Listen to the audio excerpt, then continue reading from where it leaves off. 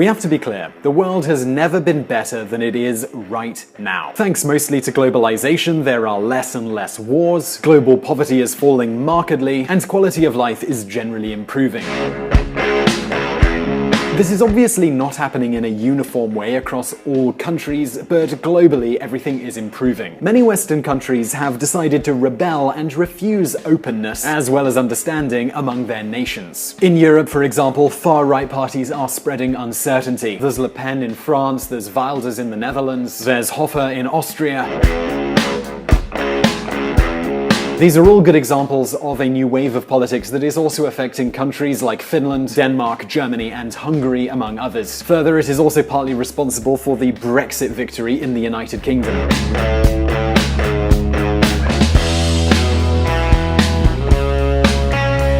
It is a movement that is taking advantage of fear, despite the fact that we are living in societies that are becoming safer and safer. But as you well know, these ideas are not something that is exclusive to Europe. Donald Trump won the US election and he has spoken about his views, which are clearly contrary to globalization and immigration. At this point, the best question we can ask is, are there any developed countries left that still believe in open borders and globalization? Well, the answer to that question is yes, there are. And in the video today, we're going to be looking at one of the most significant of those countries. Canada's openness. In the year 2016 alone, Canada admitted to its country more than 300,000 immigrants. That is close to 1% of Canada's total population. Further, this is a greater portion than any other developed country. And do note here that this is nothing new. This is something that's been going on for 2 decades. The result of this is that today, 1 in every 5 Canadians was born abroad. This is a percentage that is almost double that of the US and the UK. And the fact of the matter is that this hasn't led to any sort of national tragedy. In fact, quite the opposite, and Canadians well know this. According to the prestigious Environics Institute, most citizens, almost 80% of them, consider immigration to be good for the economy and think that it is one of the best ways to deal with some of the issues facing Canada, such as its aging population.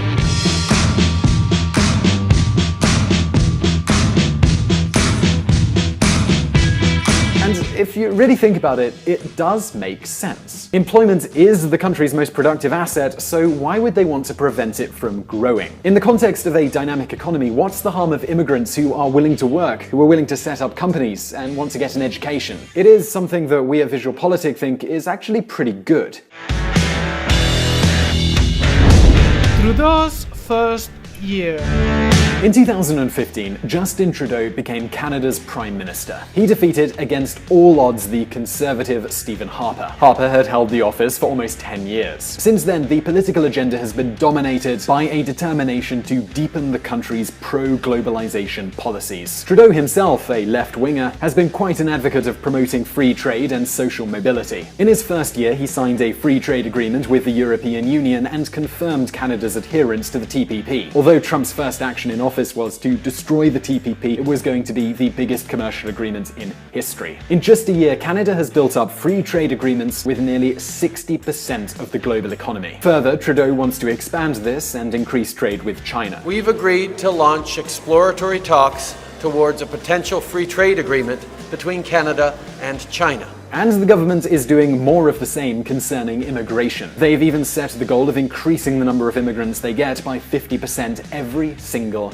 year. From a refugee fleeing Somalia to becoming a member of parliament in Canada, Ahmed Hussein has once again made history this week after he was named Canada's Minister of Immigration by Prime Minister Justin Trudeau in a major cabinet reshuffle. Given these principles, it probably shouldn't surprise you to learn that Canada is one of the countries that are most committed to receiving Syrian refugees. Canada has received more than 33,000 Syrian refugees since Trudeau took office. In his first year, Trudeau himself went to Toronto's airport to welcome the refugees into the country.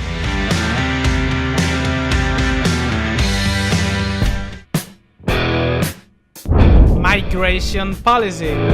But hold on a second, because immigration to Canada isn't totally free. In fact, it's not as free as we at VisualPolitik would like. But what's really important here is not whether there are not excessive administrative difficulties, but rather that citizens shouldn't automatically view those who are immigrating to the country as criminals. And this is precisely why Canada is so successful. They are a country that takes pride in looking for additional citizens. They are not looking for temporary immigrants. Since 1967, immigration to Canada has been based on a points system. This system considers qualifications, experience, professional skills, and a knowledge of either French or English. In the same way, the system also gives priority to those who are needed by Canada's companies. Canada will lift the Mexican visa requirement that has restricted travel to Canada. This move will make it easier for our Mexican friends to visit Canada while growing our local economies and strengthening our communities. The tendency seems to be to make these procedures easier. But what is really important is the social recognition and the integration of immigrants into the country. The Canadian Bill of Rights itself recognizes the concept of multicultural patrimony. There are solid policies to encourage integration, which, by the way, don't focus on stripping the immigrant of their original cultural identity, but rather see that as an enriching factor.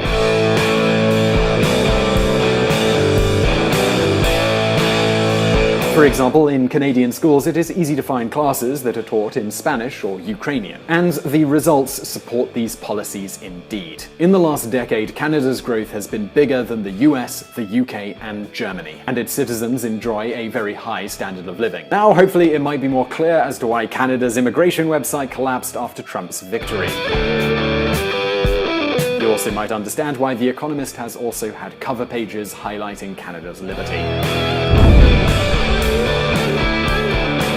Now, of course, the Canadian model is not perfect. But compared to the new nationalist and populist tendencies of other countries, Canada has shown what a desirable alternative openness can really be. The key takeaway that we hope this video really puts across is to try and make things better in your country rather than isolate it from the rest of the world. The latter of which is an argument that many politicians like Trump are defending. Well, this is our opinion here at VisualPolitik, and now we would love to know yours. Do you think immigration causes as many problems as people claim? Would you like to live in a culturally diverse country like Canada? Let us know in the comments below. Also, if you enjoy this video, please do give it a like and also subscribe to our channel. Click on the icon on the screen now for brand new videos every Monday and Thursday. And as always, I'll see you next time.